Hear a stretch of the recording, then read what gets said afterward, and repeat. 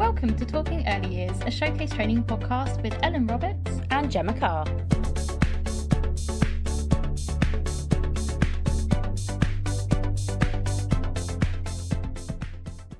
Hello and welcome to today's Talking Early Years podcast. On this episode, we're going to be discussing parenting styles and types, and we have a special guest today, Hannah.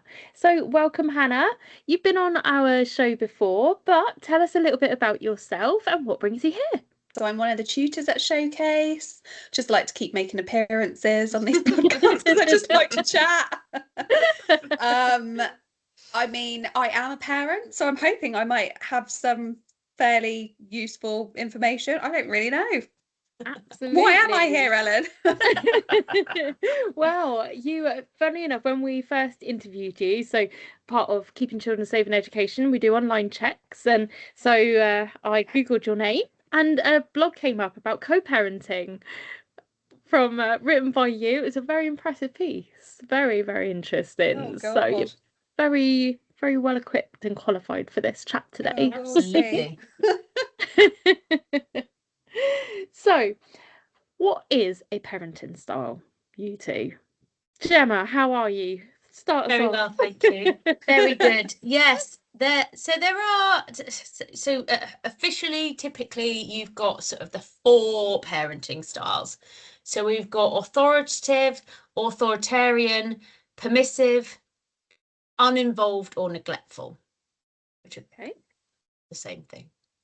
So those are kind of the 4, I suppose, theory of parenting styles, if that makes sense, because there are a lot of different ways of parenting, kind of, that social media, or you get names for them, kind of things that sort of people kind of coin them as such and such. Gentle parenting. Yes, yeah, exactly. So those are sort of some the official, want for a better word, types of parenting, basically. Interesting. What's your take on that, Hannah? So parenting styles. Do you think that parents kind of fall in naturally to a certain style, or do you think it kind of depends on the situation?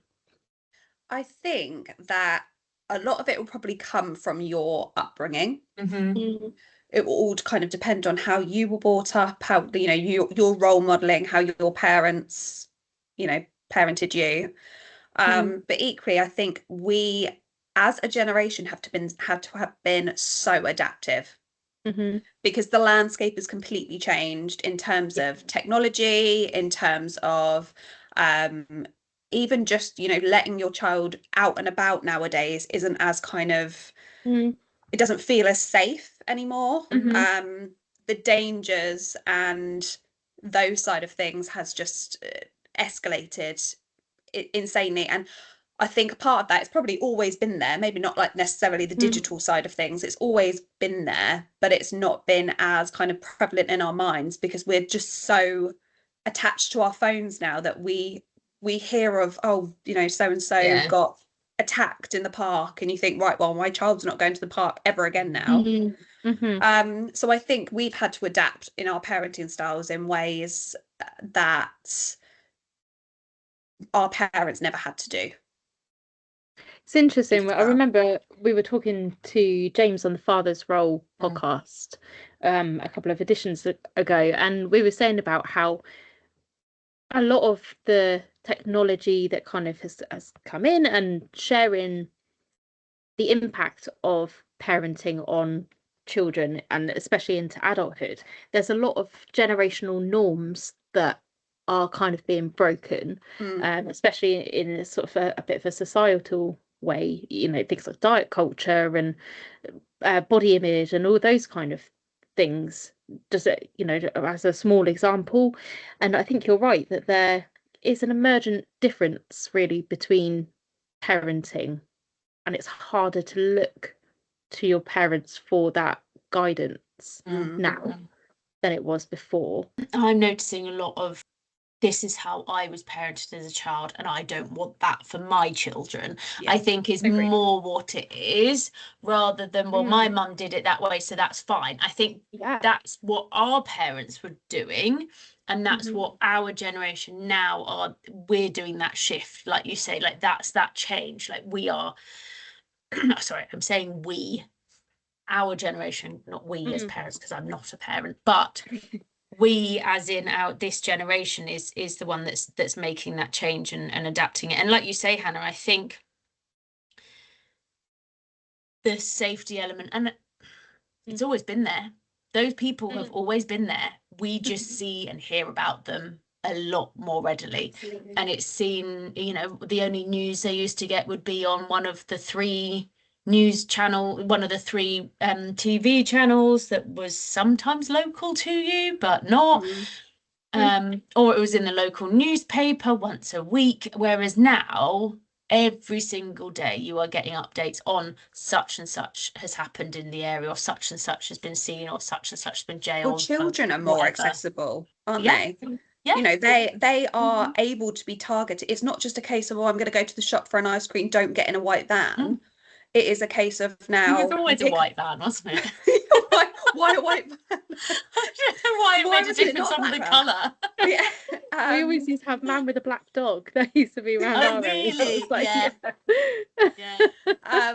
Really narrow it down. But obviously now there's a danger every time they pick their phones up, every time they like go onto Roblox, or every time they put a TikTok video on. Who is seeing these TikTok videos?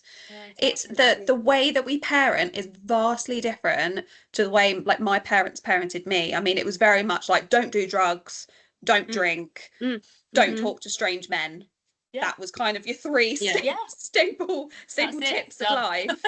And now it is there is so much more involved in parenting, I feel. I mean, I can only talk from my perspective, but the conversations that I have with probably my daughter, I would say more so than my son at the moment, because she's obviously heading to secondary school, are so much more in depth compared to the conversations that I had with my mum. It was very much like, you know, safe sex and don't sniff white powder. Yeah. Those kind of things. Icing, sugar or otherwise. Yeah. So thinking about those styles of parenting then, Hannah, as a parent, what is your style of parenting? So I am in a situation where there are 4 parents. So my children obviously have 2 step parents and then me and their dad. We are all, I would say, quite different in our parenting styles. I am probably the pushover, basically. I can't help but think of the mum from Mean Girls. That is me. I am a cool mum. I mean, my daughter would definitely disagree with that, but that's how I see myself. I'm definitely more of I would say, like the emotional side of things. Like, I'm very aware of wanting to speak to them about how they're feeling about certain things. I don't know whether it's my background in childcare and kind of knowing that, you know, you want boys to be in touch with their emotions. You want them to have have that kind of understanding, so that when they grow up, they're able to articulate and have those conversations with their partners, with their daughters. Whereas I think, for example, my partner, he is definitely he's black and white, you know, there are these boundaries that are in place, and that is, I mean, we had this conversation the other day, Ellen, about the whole pepperoni thing, where we'd said no snacks, and I am just doing a million and one things, and I was asked if they could have a snack, and I was like, yeah, you can have a snack, and then the wrapper was found a few days later, and my partner was obviously then like, what is this wrapper doing here? He's not allowed snacks. And he's very much like, we've put this rule in place, there's no deviating from the rule, kind of thing. Whereas I'm just like, one day you can have a pepperoni, the other day you can't. And so I know that I need to work on those things, because I wouldn't necessarily say that's a good way to parent. They need those boundaries, and they need to stick to those boundaries.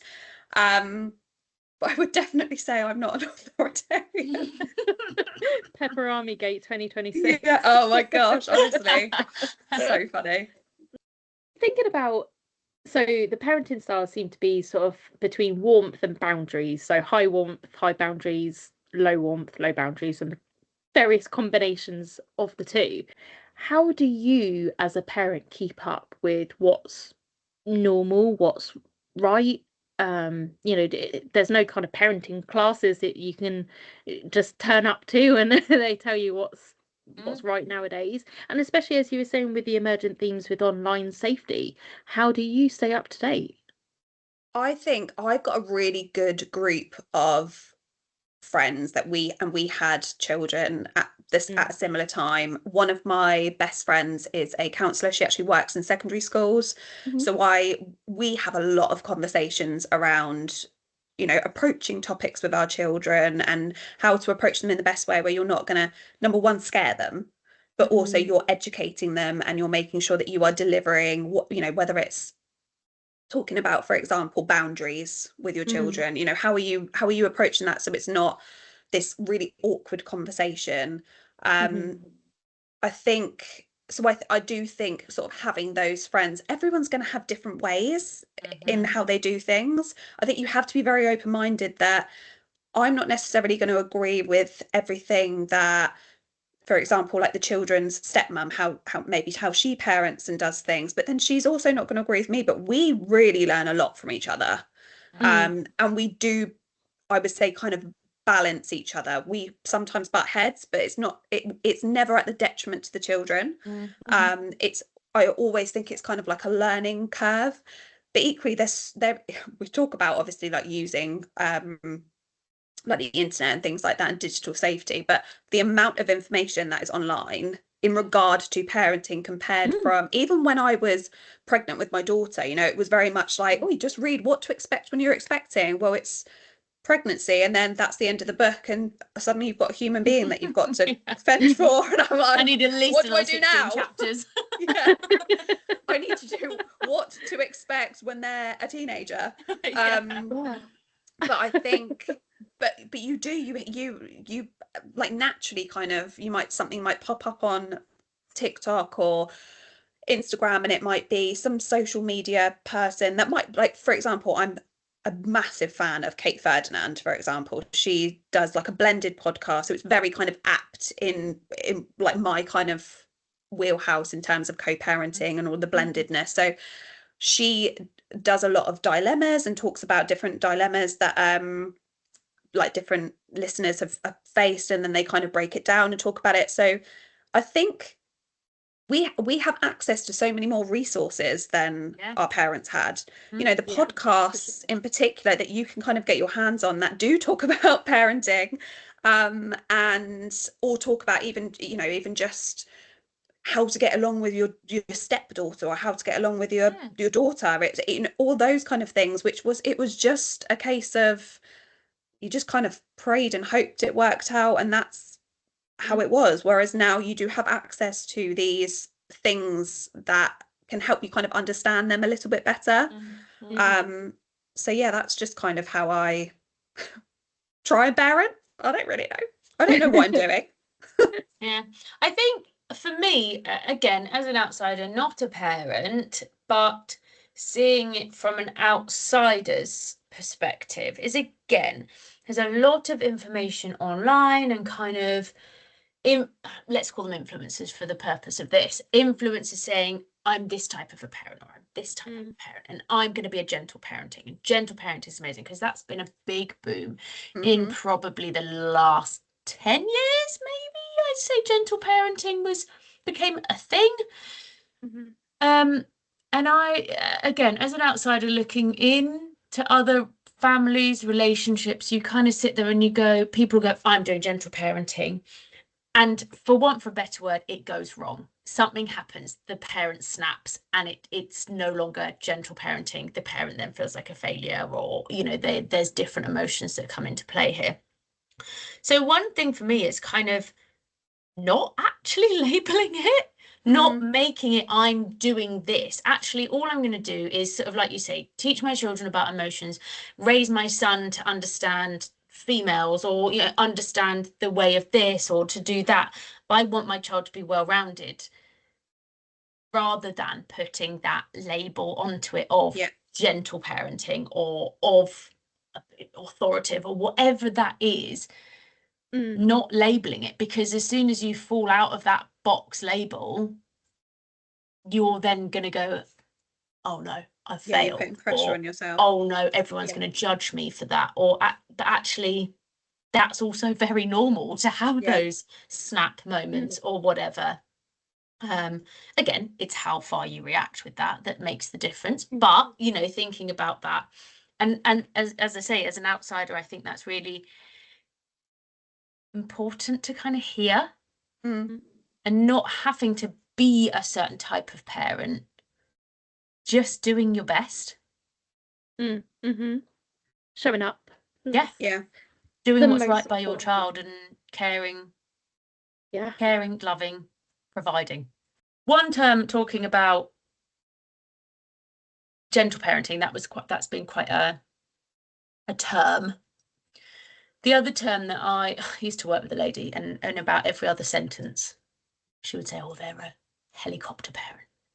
And I remember when I was a bit younger, I was going, what the hell is a helicopter parent? What does this mean? And she used to say it so regularly, and I was like, what does this mean? I only learnt what it meant back end of last year. I've never heard of it before, and somebody used it. And so I was like, what?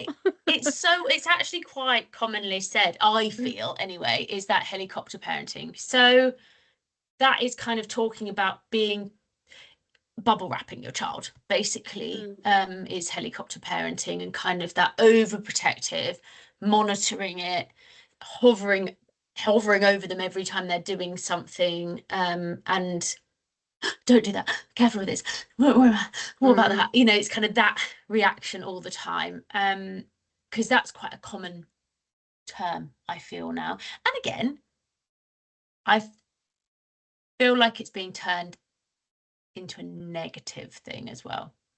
So if you would if I said to you, Hannah, you're a helicopter parent, you'd be like, rude.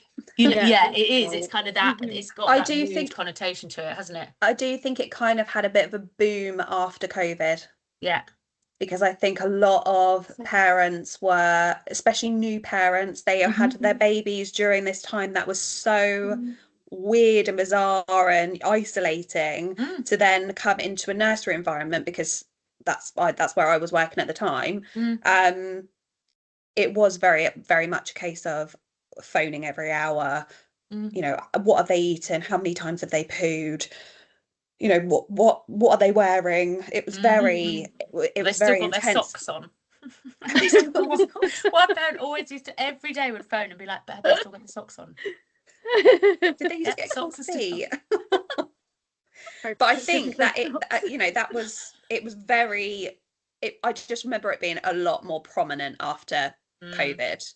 And I mean, I don't know whether that's kind of drifted away a little bit now, but I also did kind of understand it.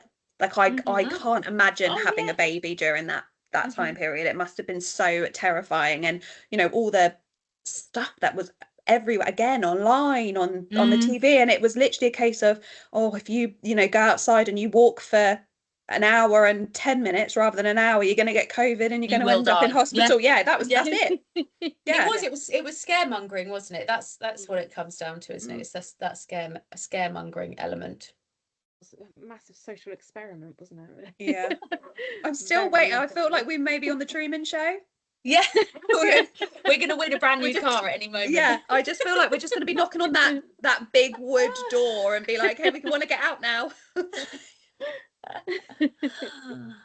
So what are some respectful and professional ways that practitioners in particular can support parents whose parenting approach might be impacting a child's development or well-being? You might spot elements of parenting where it's perhaps not as helpful for the child. So what can you do about it?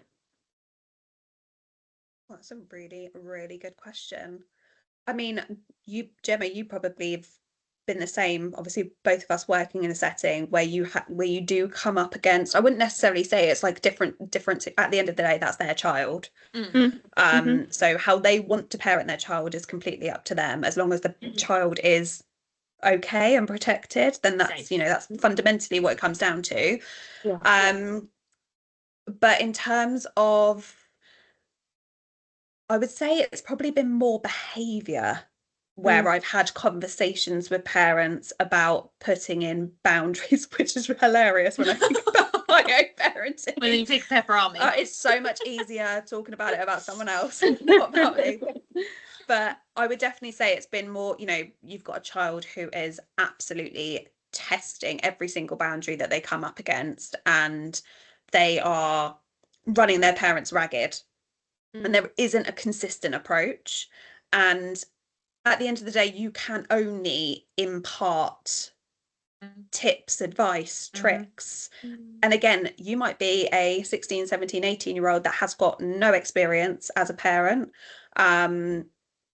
And it is, and I say this a lot to my learners, you will build up those skills and you will build up that understanding and things like that. It's not something that you're going to walk into a setting and go, oh my God, I know every single answer to every single question.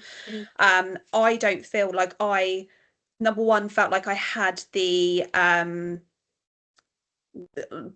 guidance and information to be able to even pass on advice to parents until I had my own children.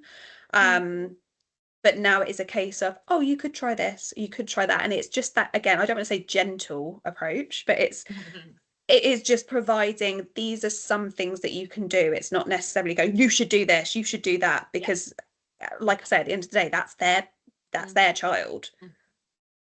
For me, it's kind of the why. Why is your child reacting like that, or why is that happening? So it would kind of be having those conversations with the parents and not belittling them or telling them they're parenting wrong, like you say, Hannah, but okay, so why is this happening? Has there been any changes at home? Is there and it could be, oh well, actually mum's been away for a couple of weeks with work or something like that, or is in between jobs and is struggling to find something. Whatever that could be, there could be something that we see automatically go, that's your reason, rather than it being a parenting issue. It's more of an understanding where this is coming from, especially like you say, when it's a behavioral, because predominantly that's when we're seeing it, is when you're seeing those behavioral changes. I think also, again, I talk about that lady who always spoke about helicopter parenting, and it's not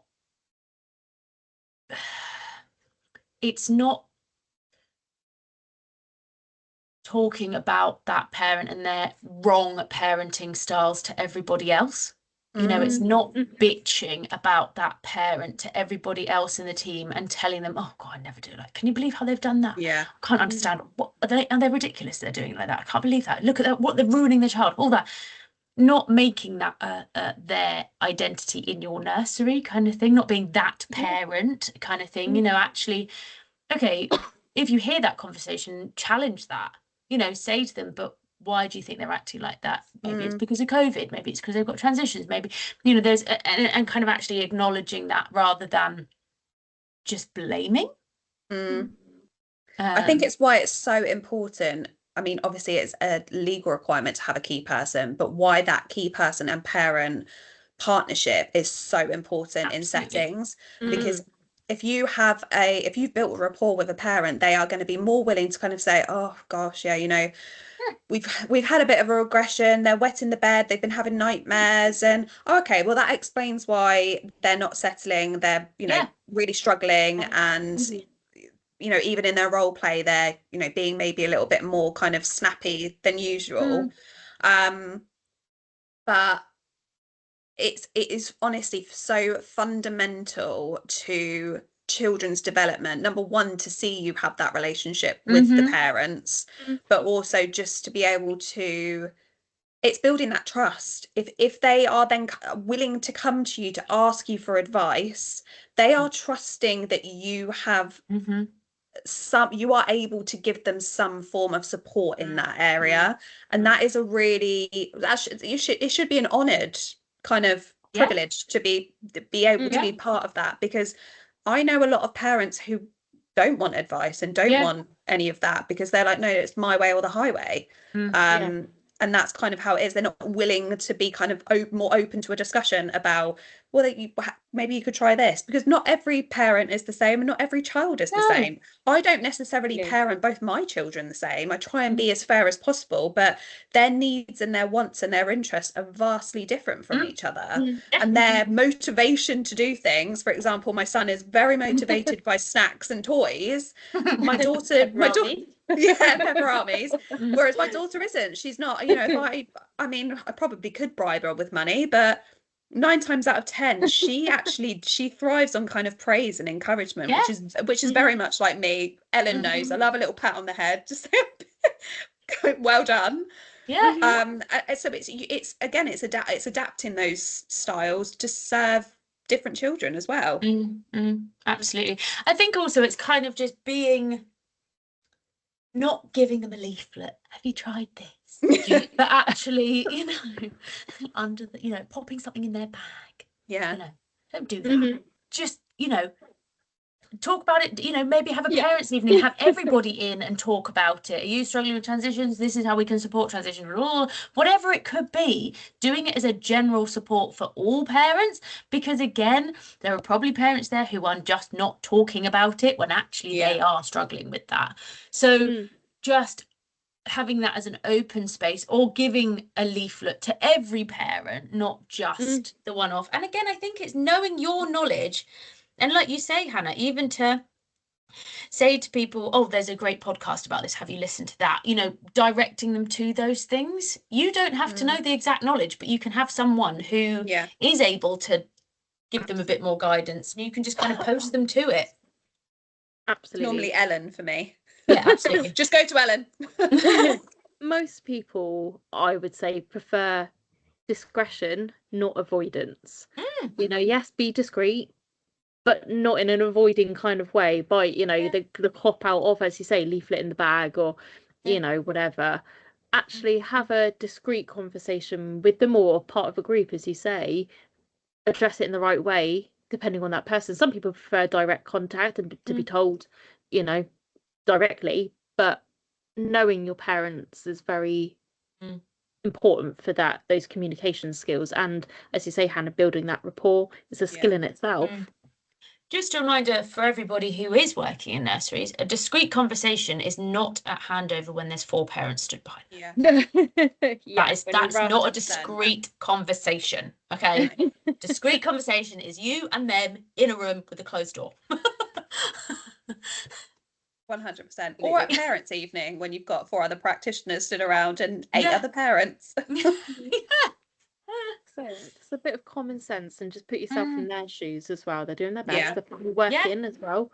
You know, it's why the child is probably in nursery. They're tired. They're busy. And they're probably going to get emotional when you're having this conversation with them. So anticipate that too. Absolutely. I think that is a really good point, actually, that you have to bring it back to, you are talking about the most important beings in their world. And you know, it's always difficult having that conversation with a parent. There's, you know, oh, little Delilah has bitten little Bobby. I don't know where Delilah came from. Bobby. It's always difficult having those conversations, and you don't know how that parent's going to react. It could be like, oh, Delilah, yeah, she bites everyone, or it could be like, oh my gosh, I'm mortified. And you've now approached me with this conversation, and actually Bobby's parents are over there. It really being aware of those kind of situations. I think it's also kind of talking about this as a grown woman, not as a parent, but as a grown woman, for fellow parents to have the conversations with each other. Again, I've been told things about, well, one of our friends does this when their child's naughty or whatever like that, and it's kind of going, oh, and I said to them, I said, you know, how do you feel about that? And they would go, well, I don't think that's okay. That's actually really punishing the child. They have no understanding as to why that's all happened and all those things. And it's like, so have that conversation with that parent, that other parent, and kind of go, how do you think that really, you know, as a 2-year-old, do they actually understand that, or whatever it is, you know, if you struggle with that concept as a fellow parent, maybe you should be kind of not forcing a way on, but kind of just trying to talk to another parent about that. Oh, that happened to us actually recently, and we did it like this, and that really worked. You know, having those open conversations, parent to parent as well. Absolutely. So in the grand scheme of advising parents, I think that one of the most important things that you've both just said is about modelling that positive behaviour, and following behaviour guidance strategies that parents might feel comfortable adopting that at home. What ways do you think that our listeners should be modelling positive behaviour? I mean, if you'd have asked me this probably a few years ago, I'd have been like, oh, sticker chart. Just get a sticker chart. Just stick some stickers on a chart. And that does not, I mean, number one, even for my children, they have no interest in stickers anymore. I mean, obviously my children are a lot older now. So if we're talking about sort of preschool age children, I think there were, for a long time, it was a case of that they thought they're too young, they're not going to understand, you can't have these kind of conversations with them. You can simplify your language.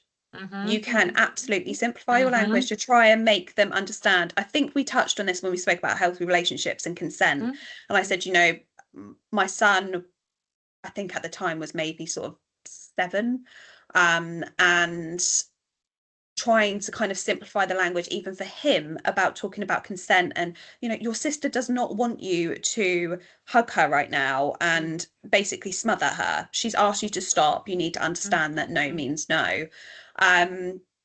Even having those kind of conversations in a nursery about behaviour and sharing and taking turns and all of those kind of things, they should be like a natural thing that you're integrating into your everyday, you know, golden rules or whatever they are.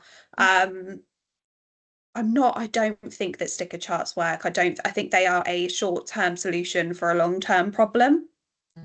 I think it has to be consistency. And again, I'm tooting this trumpet when I'm not necessarily actually taking my own advice.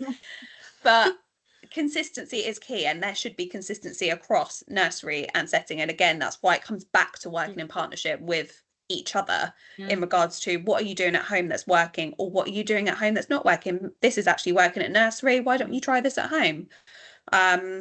I wouldn't necessarily say there is a strategy. It's not a one size fits all for every single child, because every single child is different, and their motivations for doing things are going to be different. It's going to be, you know, I'm biting because it's a sensory thing. Okay, well, we now need to figure out a strategy that is going to deter them. Whereas you might have a child who's biting out of frustration. Well, that's vastly different to a child that's doing it out of a sensory issue. So it's just, it is figuring out those strategies and researching as well. There's nothing wrong with, as a parent, researching different things. There is so much information out there now that we have this, you know, we sit there and we talk about how bad technology is and all these things and all this stuff from the news and all of that kind of stuff. And it, you know, a lot of the time it is, but actually it can be really, really good tool to support you in kind of understanding, I guess, what kind of a parent you want to be and what is going to work for your child. Very interesting. We talk quite a bit about technology and the good and bad, and as you say, we can use it for so much good as well. How does parenting change in terms of cultural backgrounds? So celebrating diversity in a setting is a very important part of what we do and what we embody in terms of positive behaviours. But how do we remain sensitive as practitioners in promoting early childhood development where we perhaps don't understand or recognise cultural backgrounds and differences, or even religious backgrounds? Ask them the question. Ask the parents the question. It's their religion or their culture. So ask the questions. If you don't know about it, but equally, you know, the way that I see a sort of my culture as white British might be different to Hannah's white British culture, you know, so everybody's got a different view on it. Different elements of it will come through stronger for some people than it does for others. Whether we're talking religion or culture, I think it's really important. The best people to know what that looks like is the people it's happening to. So asking those parents, okay, so what does that look like? How would you, you know, how are you supporting that at home? Are you doing these things? Whether that's from how they eat or how they sort of manage the child's behaviour. Well, even like potty training. Yeah, potty training. That is training. not something that is necessarily. I actually had a learner who I was talking about this with the other day, where you know, the child was going to school and they weren't potty trained. And that was a cultural thing because they didn't recognize that was something that should or needed to be done, or how we see how things should be done in this in the UK. And it was kind of this to and fro of they didn't necessarily, I don't know whether care is probably the right word, but urgency. Yeah, exactly. Yeah. And actually I also on potty training, I listened to one of Catherine Ryan's podcasts the other day, and she has potty trained her child from birth. My nan used to do that. Just hold them over the potty. Yeah, just and some cultures that's just what they do. And again, that's not just because we do it this way doesn't make any it doesn't make the other way wrong. No, it's just getting to the end result in a different way, isn't it? Yeah. So just being open to those things and communicating that, talking about that, you know, it's just understanding all of that. Like what but why do you do that? Ask those questions. Just ask the question. There's nothing wrong with asking questions about it. You know, I'd just like to know more so that I can support your child best. Absolutely. Yeah, be respectful. Don't make the assumptions. And receptive to the answer as well, because it could actually teach us other ways of doing things. Completely. I'm going to be looking up potty training from there. That's very interesting. Wow. Start dangling some babies over bodies. So it's just different ways of doing things, as you say. It's understanding what is outdated practice versus perhaps what's not appropriate practice as well. It doesn't necessarily mean that if it's outdated it's wrong, but equally there will be emergent trends and things change through societal norms and it's like safe sleeping, lots of things. Absolutely. How often has that changed? Oh gosh, co-sleeping, no, not co-sleeping. You know, ping pongs back and forth, isn't it? And again, it falls down to the parents. Yes, there are guidelines, but actually it falls down to the parents. Some parents, if they want to function the next day, have to have their child sleeping next to them. Yeah, absolutely. Appreciate that. So what are common parenting challenges in early years? For example, things like emotional regulation, and how can we proactively support families? Emotional regulation was definitely a thing. Still is a thing. Still is a thing at 36. Yeah, really, very much so. I mean, I can really resonate with that because for me, again, I'm obviously in a situation where there's two different households for my children, and I would often say like, oh, my son's had like this temper tantrum in the middle of, you know, a shopping centre, and his dad would be like, what? He's like never done that with me. So even that, you know, that even there's inconsistencies between households. It's not just nursery and home. And I remember feeling like, why is he doing this to me? Like, what am I doing? I mean, clearly I'm just like, get on with it. But I mean, I would say without a doubt, behaviour and emotional regulation is the top. And again, I don't want to kind of pull it back to kind of the COVID side of things, but I do think that had a massive impact on. There was a spike in that, I would say, when coming back after COVID. And I don't have the answer as to why that was. But I do remember coming back from COVID and behaviour and just emotions were wild. I think I think often comes in is also questions on potty training, questions on weaning can often be a conversation, or why is my child not eating that, or why are they not doing this. And again, I think that's all four of these things that we've just said there. It's not black and white. There isn't a just do this and that works. And that's why those are the questions that are always asked. That emotional regulation is different for every single child. That behaviour is different for every single child. The way that they eat is different for every single child. So yes, we can support them with our experiences, but actually it is going to be an element of a little bit of trial and error too. And I think it's also important for parents to understand that we're just going to have to trial and error this. Give that a go, see how that goes for a couple of weeks. Give that a go, see how that goes for a couple of weeks. Like, we can't give you an answer that just goes ta-da. Yeah. So, but I think those probably are the four biggest questions that parents ask the most. And again, if you look at all of those things, maybe me being a little bit cynical, but that's also those are very good things to compete with other parents on as well. Which I think is where it comes from. My child's doing this, great. My child's doing that. My child would never do that. And you feel like you're being judged as a parent on those things as well. Whether that's my child slept through the night, or my child now eats all of the vegetables, or has only ever eaten vegetables, or kind of thing. It's all those things that brings in that. My child is potty trained at 2 months old. But it is, and tells us by winking. Not, when we are giving this advice to parents, not bringing through that judge element as well. Yeah.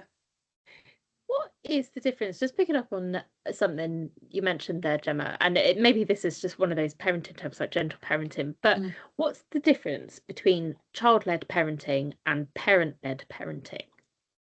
And how do you support that as a practitioner? I feel like child-led parenting is just literally how I live my life. I'm just writing a book on that. For my children. I just pray and hope every day that I get through it. They tell you what they need. Yeah, I don't know whether it's, I'd actually never heard of it. No, I was going to say, I feel like this is a term for a term's sake. Is it a term for a term's, Possibly, yeah, quite possibly. Is it?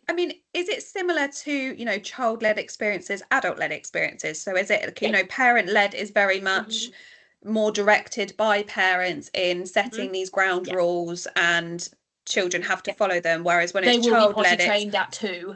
I'm going to follow your you're taking yourself to the toilet now, okay, so maybe we'll using the child's cues. Exactly that. I was I like to do my CPD in the early years every month, and my one this month has been about different parenting styles and leading up for this, and one of the videos I watched on TikTok actually was about like the difference between parent-led approaches being very schedule based, routine based kind of rules, and you kind of see that in, as you say, in nursery styles sometimes a little bit as well, whether it's like very child-led or whether it's parent-led, and typically you see the general stereotype of the hippie parent that has the free spirited child that dictates their whole life kind of thing. But in actual practice, looking theoretically, it's quite an interesting concept of having a child-based approach, so they eat when they're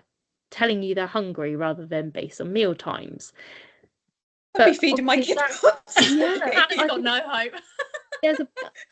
For me, again, outside looking in, for both childcare practice and parenting practice, I think there needs to be a balance of both. But I think I have quite a strong opinion on it,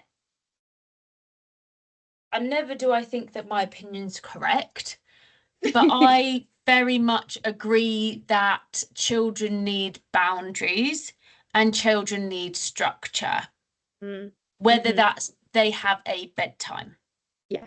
Whether that's we have tea, then we have bath, then we go to bed. You know what? It can be a loose structure, but they know that there is a system in place. There is an A to B to C, and that gets us to the end of the day, kind of thing. I think they need that as well. Absolutely. I completely agree that I feel children need that. But equally, I am also very much letting the child lead their experiences. But if I'm a parent and I'm sat there with £20 left in my bank account, and all of a sudden my child goes, I want to go to the zoo today. Yeah. What can you do? You know, there is a level that you have to say but no. So I think I think it's an age thing as well. Like, you are going to be more, well, I mean, maybe you won't be, I don't know. But I know I was very much more regimented and structured when they were newborns, because it was, okay, I wanted to get in that habit. I wanted to create those healthy sleep habits, and it worked an absolute treat with my daughter. She was, I mean, I maybe I am sounding like I'm a bit over the top, but she was the perfect, she barely cried. She was the perfect child. And then my son came along and I was like, this is the reason why we have parenting books. He was like he blew it out of the water. But then I think as we've gone along, you know, they are more independent now.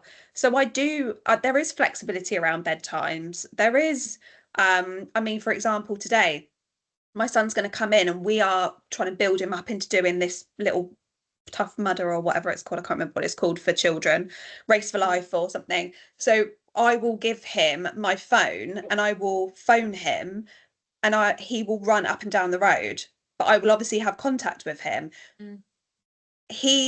We're building those kind of, I guess some kind of regiment or structure within him. He's got an end goal, so therefore we are kind of building this towards this end goal. But equally, I know that if I didn't say to him, you're doing this, he'd come in and go, can I go on my Xbox and can I have a snack? Yeah. So he does still need that. And I mean, he's 9. Fishing. Yeah. So one final question for our podcast today. How can early years settings empower parents to feel confident and competent as parents, rather than feeling judged or like they're bad parents? I think it's just the way that they approach. If a parent is coming, it's like I said earlier, if a parent is coming to you and asking you for advice, they are trusting you to provide a safe environment in which they're not going to feel judged. They're not going to feel like there's that, you know, they're being told off for their parenting or anything like that. It needs to be, you need to, I mean, factually get as much research as you can. You know, if you are a young practitioner stepping into this role, it's unlikely that you have the background knowledge of parenting. However, that doesn't mean that you can't research and gain information from colleagues and pick up tips and tricks throughout your time, you know, learning. I mean, we're still learning now. So, you know, really kind of delve into all the resources that are out there. Obviously, we put things, I know, on our magazine and our newsletter and things like that, maybe not necessarily to do with parenting, but maybe more to do with, you know, safer sleep and weaning and all those kind of things. Yeah, use those tools. And I just think build those relationships, be open and honest, but just be open-minded. I think that is fundamentally, no one is wrong and no one is right in in this situation. Most parents are just trying to survive. And I think for me, again, I sit here with the years of experience in early years. I'm not a mother, I'm never going to be a mother, but equally I'm confident with my knowledge to be able to support parents with that. So again, be confident with the knowledge you have. And if you're not confident before that meeting, go and do some more research on it so that you are confident. And again, take notes, you know, have all of those things in the meeting ready to support you with it, a bit like you would if you were having, you know, prepared discussion or something like that. You have your notes with you. So have that information there to touch base on and remind yourself of that. There's nothing stopping you as well from working together with the parents and researching together. But just know that if you're not a parent, it doesn't make you a bad practitioner. I promise you. And don't let any parent tell you that, which I have had. So don't ever listen to that. Don't ever listen. And to end on that threat. Absolutely. Absolutely. Fabulous. Well, thank you very much for tuning in today. We'd love to hear your thoughts on the topics we covered and answer any questions you might have about what we discussed. Your input really does help shape our conversations. Don't forget to like, share and follow this podcast to stay updated. And as always, let's keep the conversation going about early years. Until next time, take care and keep making a difference.